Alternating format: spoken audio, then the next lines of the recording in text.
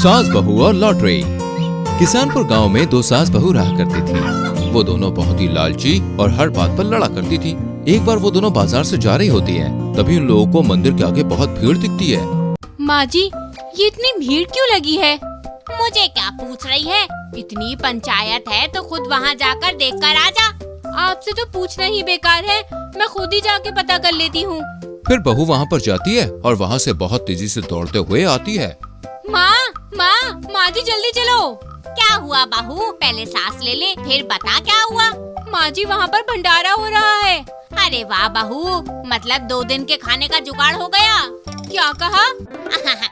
कुछ नहीं बहू, मैं तो बस ऐसे ही बड़बड़ाती रहती हूँ। चल चल के देखते हैं क्या क्या मेन्यू में है। माँ जी भंडारा है, कोई होटल नहीं है। बहू जल्दी चल, टाइम बर्बाद मत कर। फिर सास बहू दोनों भंडारे में जाते हैं, पर वहाँ बहुत भीड़ होती है। बहू यहाँ तो बहुत भीड़ लग रही है, पता नहीं हमारा नंबर आएगा भी या नहीं। हाँ माँ जी, मुझे भी यही लगता है। चलो अब घर वापस चलते हैं।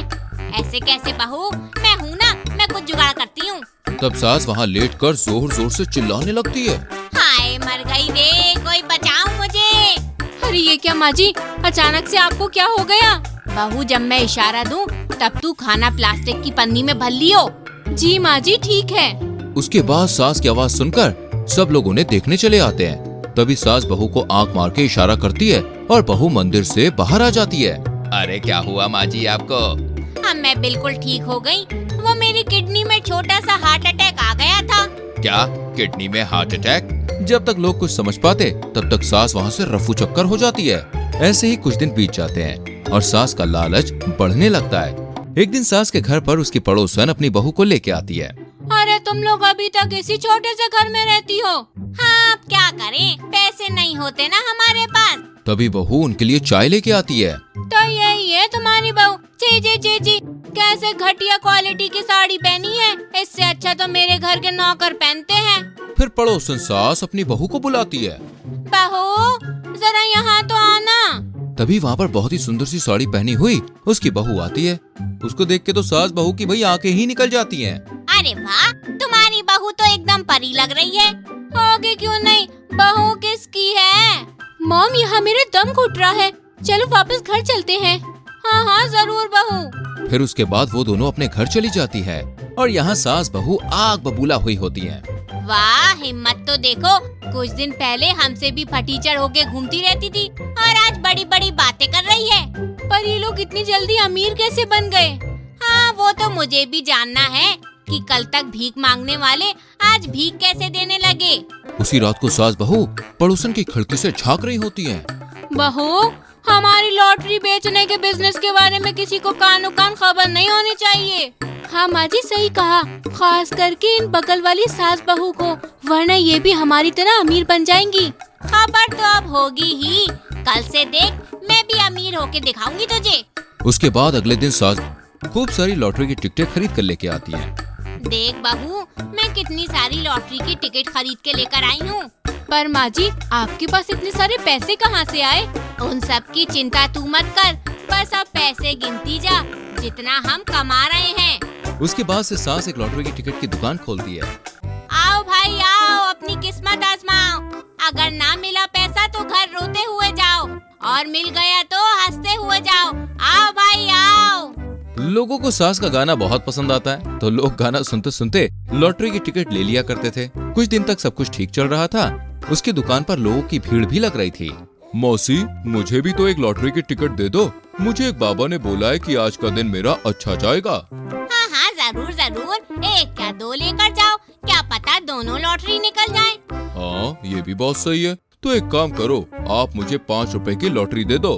अरे वाह, 5 टिकट, लगता है आपके साथ साथ मेरा भी दिन अच्छा जाने वाला है। ऐसे करते करते सास सारी लॉटरी के टिकट बेच देती है और घर में सारे पैसों को छुपा देती है और बहू से झूठ बोलती है कि एक भी टिकट नहीं बिका। सास एक दिन आराम से घर में बैठ के नोट गिन रही होती है कि तभी उसके दरवाजे पर शोर सुनाई देता है। बहू जरा देख तो दरवाजे पर कौन आया है। हाँ अभी देखती हूँ माँ जी। तब बहू जैसे ही दरवाजा खोलती है उसकी आंखें फटी की फटी रह जाती हैं और डर के मारे उसकी चीख निकल जाती है। माँ जी ये सब कौन है? अरे क्या हुआ, क्यों चिल्ला रही है बहू? फिर सास भी बाहर आती है और वो भी दंग रह जाती है, क्योंकि बाहर वो सारे लोग खड़े होते हैं जिन्हें आज तक उसने लॉटरी का टिकट बेचा था। अरे आप सब लोग सुबह सुबह यहाँ क्यों आ गए? हमें हमारा पैसा वापस करो। ऐसे कैसे वापस करूँ? मैंने मेहनत से पैसे कमाने सीखे हैं। हमारे मेहनत के पैसे को अपना पैसा बताती हो। पर हुआ क्या? आप लोग इतने पैसे वापस क्यों मांग रहे हैं? हम में से जिसने भी टिकट खरीदा उनमें से एक आदमी का 1 रुपए का भी लॉटरी नहीं निकला, और जब हमने लॉटरी का पता लगाया तो पता चला कि ये लॉटरी ही नकली है। इसलिए हमें हमारा पैसा वापस चाहिए बस, वरना तुम लोगों को गांव से भगा दिया जाएगा। ये सब क्या है माँ जी? आप पैसों के लिए इतना गिर जाएंगी, मैंने कभी सोचा भी नहीं था। सास का सर भी शर्म से झुक जाता है और वो सबके पैसे वापस कर देती है। बेटी मुझे माफ कर दो, मैंने लालच में आके बहुत बड़ी गलती कर दी। अब कौन सी गलती माँ जी? बेटी तू पूछ रही थी ना मैंने इतने सारे लॉटरी के टिकट कहाँ से खरीदे? हाँ पूछा तो था। बहू मैंने अपना घर गिरवी रख के पैसे लिए थे, अब तो ना पैसा है और ना ही घर। तब बहू सास का हौसला बढ़ाते हुए बोलती है, अभी तक आपने गलत रास्ते से पैसे कमाने का सोचा तो आपके साथ हमेशा गलत ही हुआ। अब मेरी बात मानो और सही रास्ते से पैसा कमाना शुरू करते हैं। मुझे अच्छा खाना बनाना आता है, क्यों ना हम दोनों एक छोटा सा ढाबा खोल लें। सास को भी ये बात सही लगती है और दोनों मिलकर छोटा सा ढाबा खोलते हैं। कुछ दिनों में ढाबा चल जाता है और दूर दूर से लोग वहाँ खाने के लिए आया करते थे और खुश होकर थोड़े ज्यादा पैसे ही देकर जाया करते थे। ऐसे करते करते वो दोनों भी अमीर हो जाते हैं और एक बड़ा सा घर खरीद कर अच्छे से रहने लगते हैं। बेचारी आईएएस बहू और बड़ी सी जॉइंट फैमिली। सीमा के पिताजी उसकी शादी अपने दोस्त प्रेम जी के बेटे से करवा देते हैं। सीमा के पिताजी ने बहुत कम दहेज देकर अपनी बेटी सीमा की शादी करवाई। सीमा अपने ससुराल जाती है। सीमा ससुराल में देखती है तो बहुत लोग उसके घर में खड़े होते हैं।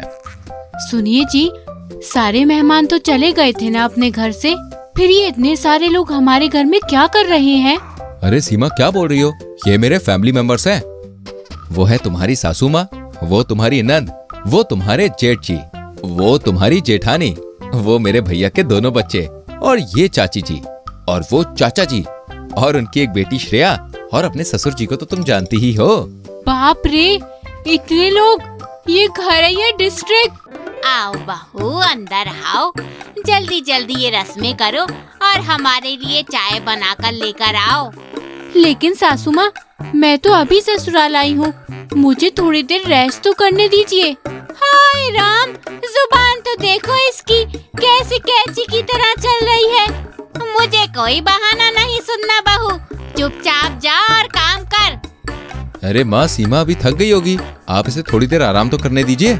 वाह भैया, आप अभी से ही अपनी बीवी की साइड लेने के लिए माँ पर गुस्सा कर रहे हैं। अरे तू चुप रह, मैं किसी की साइड वाइड नहीं ले रहा हूँ, जो सच है वही बोल रहा हूँ, बाकी जो आपको ठीक लगे। अरे आप गुस्सा मत करिए, मैं ठीक हूँ, मैं कर लूँगी। सीमा किचन में जाती है, तभी उसकी जेठानी वहाँ आ जाती है। सुनो सीमा, मेरे लिए जरा कॉफी बना देना, मैं चाय नहीं पीती, और साथ में बटर टोस्ट भी दे देना। भाभी, आप भी तो इस घर की बहू हो ना, आपको भी तो मेरी हेल्प करनी चाहिए। अरे तुम जानती भी हो तुम किससे बात कर रही हो। मेरे घर से दहेज में 50 लाख रुपए आए थे और तुम्हारे घर से सिर्फ 5 लाख रुपए, इसलिए तुम मेरी बराबरी मत करो। ये सब बोल के जेठानी वहाँ से चली जाती है। सीमा अकेली पूरे परिवार के लिए चाय नाश्ता बना कर लाती है, तो देखती है कि सीमा की दोनों सास और दोनों नंद और उसकी जेठानी मिलके उसके शादी के सारे गिफ्ट्स खोल रही होती हैं और आपस में बांट लेती हैं। अरे ये सब क्या कर रही है? ये तो मेरे गिफ्ट है ना। क्या तेरी मेरी कर रही है? ये हमारे घर आए हैं, मतलब ये हमारे हैं। जी ठीक है मम्मी जी। श्रेया और चिंकी दोनों सीमा को परेशान करने किचन में आते हैं और सारा खाना खा लेती हैं। अरे ये क्या, आप दोनों ने मिलकर सारा खाना खत्म कर दिया, अब बाकी लोग क्या खाएंगे? वो तो आप जानो भाभी, इन लोगों का कुछ तो करना ही पड़ेगा। सीमा अपनी दोनों सास के पास जाती है और अपनी दोनों नंद के लिए अच्छा सा रिश्ता दिखाती है। मम्मी जी और चाची जी, ये लोग मेरे इंजीनियर दोस्त हैं, इनका बहुत अच्छा पैकेज लगा है, कहो तो मैं इनसे अपनी नंद की बात चलाऊं? अरे हाँ हाँ सीमा। अरे हाँ हाँ सीमा बेटा, नेकी और पूछ पूछ। हाँ बहू, बात चला हमारी बच्चियों की। सीमा अपनी दोनों नंदों की शादी अपने दोस्तों से करवा देती है। चलो अब थोड़ा घर हल्का हुआ। सीमा की सास और चाची सास दोनों सीमा से अच्छे से पेश आने लगी। सीमा पूरे दिन घर के काम करती और रात को यूपीएससी के परीक्षा की तैयारी करती।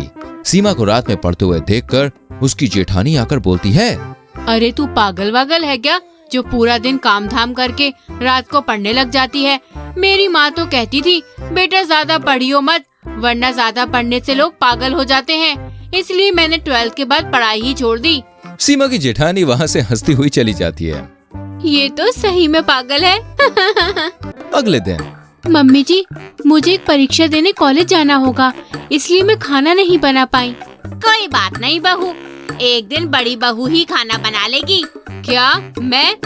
मेरी माँ ने 50 लाख रुपए क्या मुझसे काम करवाने के लिए भेजे थे। रहने दो दीदी, हम लोग देवरानी जेठानी मिलकर ही खाना बना लेंगे। बड़ी बहू के पैसे की धमकी सुनकर दोनों सास खुद ही काम कर लेती हैं। कुछ दिनों के बाद सीमा IAS ऑफिसर बन जाती है और फिर पूरा परिवार खुशियां मना रहा होता है। तभी जेठानी वहाँ आती है। अरे सीमा, तू यहाँ खड़ी क्यों है? जा मेरे लिए नाश्ता बना कर लेकर आ। नहीं दीदी, आज मुझे IAS की नौकरी पर जाना है। मैं अब से IAS सीमा बन गई हूँ। जा बेटा, अब से तू अपने घर के काम खुद करेगी। सीमा बेटा सिर्फ अपनी नौकरी करेगी। लेकिन मेरी माँ ने जो 50 लाख दिए हैं, वो क्या मुझसे काम करवाने के लिए दिए थे? ये ले अपने 50 लाख और निकल जा इस घर से। आई बड़ी धमकी देने वाली। नहीं नहीं, मुझे माफ कर दीजिए मम्मी जी, अब से मैं कभी आपको धमकी नहीं दूंगी। चुपचाप सारे घर के काम करूंगी, मुझे घर से मत निकालिए। उस दिन के बाद से सीमा खुशी खुशी अपने ससुराल में रहने लगती है।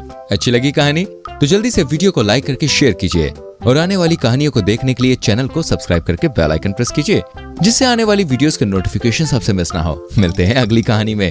अपना बहुत ख्याल रखिए। Bye bye, take care.